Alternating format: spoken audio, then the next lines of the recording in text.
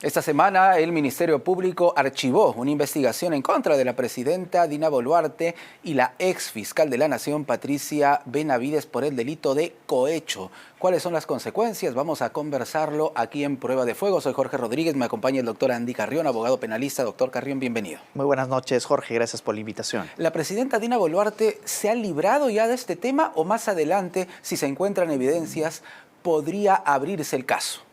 Bueno, si bien es cierto, al menos los hechos que vinculan a esta investigación del intercambio de favores ya ha sido archivado, eso no significa de que no pueda reabrirse en adelante, ¿no? Pero claro, existen presupuestos importantes para que una causa pueda ser reabierta.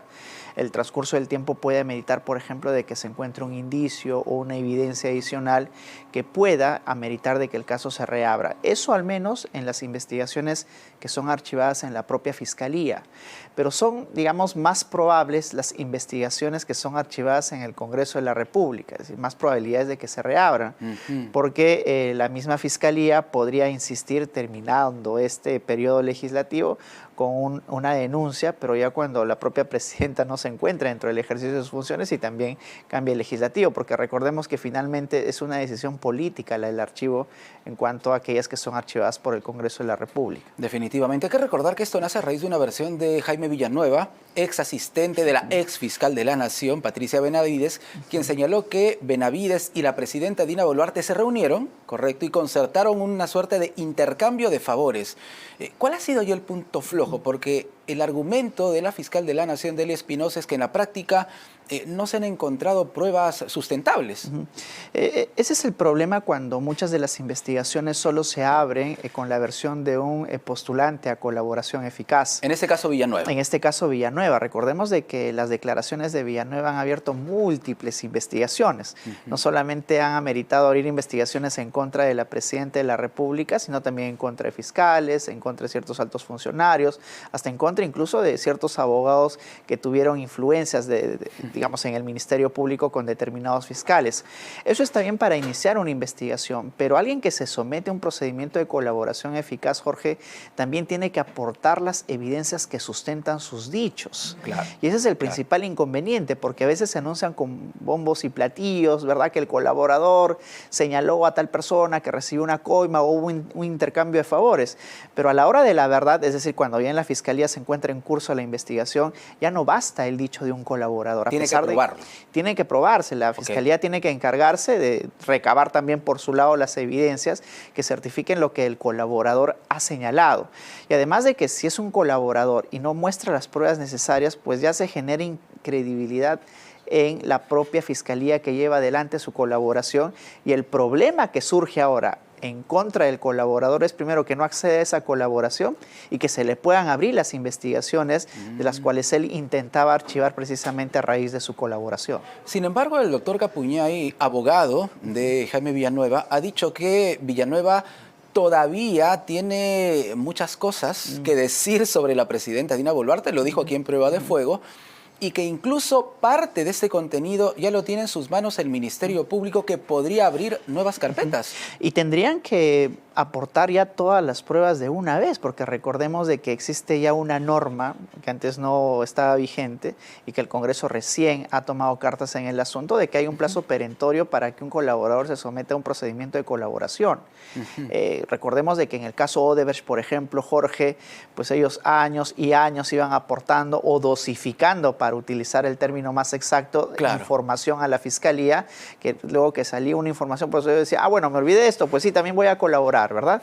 Pero a raíz de ello el Congreso emitió una norma en las cuales solamente tienen un tiempo perentorio. 8 meses dura un procedimiento de colaboración eficaz. Y si durante esos 8 meses, al tratarse de delitos simples, comunes, o también de corrupción de funcionarios, si durante ese tiempo no ha aportado todas las pruebas, evidencias necesarias, simplemente ya la colaboración no puede luego ser homologada. Entonces, Jaime Villanueva, si es que tiene pruebas de lo que dice en contra de la presidenta Dina Boluarte, tiene poco tiempo para presentarlas. Por supuesto, o sea, tiene un plazo perentorio, tiene 16 meses si se tratan de organizaciones criminales y 8 meses si es que se tratan de delitos comunes y delitos complejos 12 meses. Entonces, tendría ya que haber aportado. Ahora, lo que él señala, entiendo, es de que la propia Fiscalía tiene ya en su poder las evidencias que habría aportado Jaime Villanueva. Bueno, debe ser también estrategia de la Fiscalía qué pruebas selecciona o qué evidencias para abrir o sustentar qué investigaciones. Pero por lo visto, al menos en el caso de la Presidenta de la República, lo que señaló Jaime Villanueva no necesariamente tenía una consonancia probatoria, sino la Fiscalía no hubiera tomado la decisión de archivar este caso.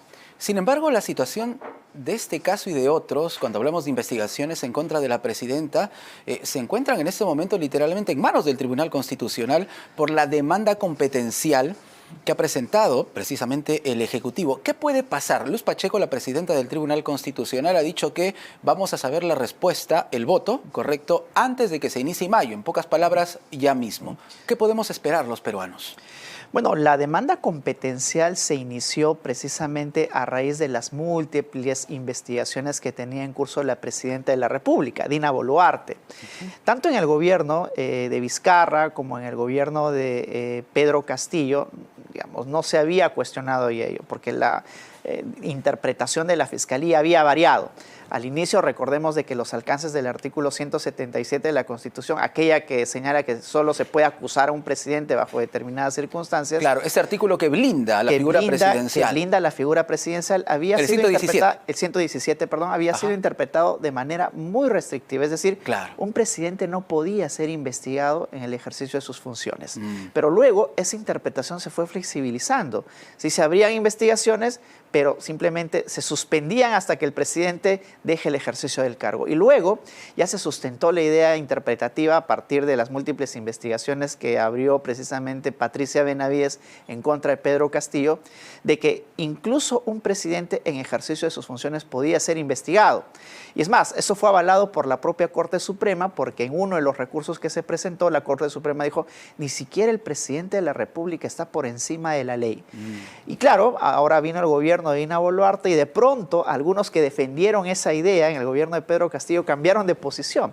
Y ahora lo que se está postulando ya ante el Tribunal Constitucional es que más bien los alcances interpretativos del artículo 117 impliquen que únicamente quien puede investigar políticamente a una presidenta sea el Congreso de la República. Y eso lo ha defendido, curiosamente, el defensor del pueblo, ¿no? El defensor del pueblo que estuvo presente en esta audiencia ha defendido esta posibilidad de que solo el Congreso sea el encargado de investigar a la presidenta. Sí, y me parece curioso que sea el defensor del pueblo, ¿no? Porque el defensor del pueblo en realidad debería más bien de velar por aquellos que no ostentan o detentan el poder, ¿verdad? Para aquellos que no cumplimos ninguna función pública, ni mucho menos. A título de qué, diría yo, el defensor del pueblo más bien está defendiendo a una presidencia de la República como institución. Pero bueno, más allá de ello, es cierto lo que ha postulado el defensor del pueblo, de que bueno, el Congreso de la República también tiene sus propias atribuciones para eventualmente destituir a un presidente de la República bajo ciertas consideraciones. Pero la pregunta es, ¿qué hacemos si es que el Tribunal Constitucional en pocos días decide de que las investigaciones que se abrieran durante la investigación, durante el régimen de cualquier presidente, en este caso Dina Boluarte, deban de ser anulados o suspendidos? Los efectos, Jorge... ¿Con eso se viene abajo todo? Por supuesto, o al menos tendrían los que están en curso que suspenderse hasta que la presidenta deje el ejercicio del cargo. Pero también tendrían consecuencias para las investigaciones que se abrieron en el gobierno de Pedro Castillo. De hecho, el día de hoy, él tiene una medida de prisión preventiva por investigaciones que se iniciaron en el ejercicio del mandato de Pedro Castillo. Entonces, si hay igual razón, también hay igual derecho. Si es que Dina Boluarte reclama para sí esta decisión positiva del Tribunal Constitucional y al parecer apunta que en efecto le van a dar la razón, pues también este derecho, es decir, esta decisión que aborde el Tribunal Constitucional tendría que ser valedero para Pedro Castillo. Entonces, ¿podría cambiar la situación del expresidente Pedro Castillo por esa decisión del Tribunal Constitucional? Salvo el Tribunal Constitucional, porque es una decisión que recién vamos a conocer, ponga un candado en base al principio de legalidad, es decir, que solamente cuando ellos interpreten, es decir, al momento de emitir la decisión, pueden suspenderse las investigaciones, pero no valer retroactivamente para los casos, por ejemplo, que se abrieron en contra de Pedro Castillo. Esa podría ser una salida intermedia, quizás salomónica, para evitar de que Pedro Castillo pueda, digamos, ser liberado a raíz de investigaciones que se iniciaron cuando él era presidente de la República. Bueno, hay que estar muy atentos a la decisión del Tribunal Constitucional. Es una decisión trascendental porque de ello va a depender también si los próximos presidentes de la República pueden o no ser investigados en el mandato que van a ejercer. De hecho, que yo recuerdo ahí una alegación o la intervención de uno de los tribunos que dijo, ¿cómo es posible que la presidenta tenga hasta 19 carpetas abiertas, verdad? Y claro, porque la presidenta en lugar de gobernar, más bien está despachando todo el tiempo con sus abogados, ¿verdad? Algo que sucedía también en su oportunidad con Pedro Castillo. Sí, es cierto. Vamos con otro tema. El doctor José Domingo Pérez, como ya todos sabemos, ha sido suspendido por Juan Fernández del órgano nacional de control del Ministerio Público, pero Delia Espinosa, la fiscal de la Nación, ha terminado también por presentar un recurso en contra de Fernández. ¿A dónde nos conduce esto? Porque algo está pasando al interior del Ministerio Público también. Bueno, ya desde hace algún tiempo, incluso desde Chávarri, cuando era fiscal de la Nación, Jorge, hemos visto estas luchas de poder intestadas en el Ministerio Público, ¿no? José Domingo Pérez, por un lado, conjuntamente con Rafael Vela y el equipo especial, versus casi todo el Ministerio Público, incluido un fiscal de la Nación. Y yo creo que esas luchas intestadas no han parado con la exclusión de Chávarri de la Fiscalía de la Nación y también de la Fiscalía en general, sino que se han ido manteniendo en el tiempo. Tal es así ahora que ese enfrentamiento, a raíz de la incorporación de la Autoridad Nacional de Control, ya se ha dispersado más bien hacia aquellos quienes toman la decisión respecto, por ejemplo, a suspender a un fiscal o a destituirlo. Y es por eso que la Autoridad Nacional de Control es importantísima, al menos como un objetivo, ¿verdad?, de cara a poder contradecirla respecto a ciertas decisiones que ha ido abordando. Yo creo que esta denuncia que ha tomado en sus manos la fiscal de la Nación es una denuncia que quizás responde a ciertas exigencias propias del fiscal José Domingo Pérez, porque recordemos de que cuando él no lo dejaron ingresar al Ministerio Público, él reclamó airadamente por qué la fiscal de la Nación no tomaba ninguna medida para controlar el poder que regenta el día de hoy Fernández Gerí. Pero también hay que hacer una disquisición ahí, Jorge, y es que Fernández Gerí no es quien toma todas las decisiones en la Autoridad Nacional de Control. Es como decirle a la fiscal de la Nación que ella es quien toma las decisiones respecto a quién abre o no investigaciones o quién archiva.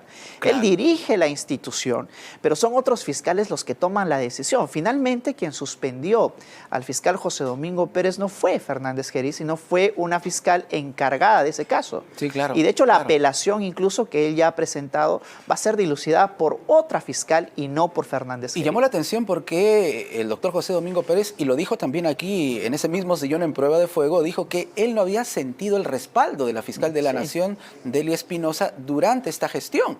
Pero ahora las cosas parecen haber cambiado repentinamente. Sí, y yo creo que ha respondido la fiscal de la Nación a ciertas presiones o exigencias de José Domingo. ¿Qué duda cabe, no? Porque ante el reclamo airado que él durante estos días ha realizado en múltiples medios, pues ahora vemos que la fiscal de la Nación ha reaccionado informando, denunciándolo nada menos que por 2 delitos, ¿no? Y el más importante es el de abuso de autoridad. Abuso de autoridad. Y también el de usurpación de funciones, ¿no? En el entendido de que él no podía ordenar que José Domingo Pérez deje de ingresar al Ministerio Público. Doctor Carrión, gracias por estar con nosotros. Gracias a ti, Jorge. El doctor Andy Carrión, abogado penalista con nosotros aquí en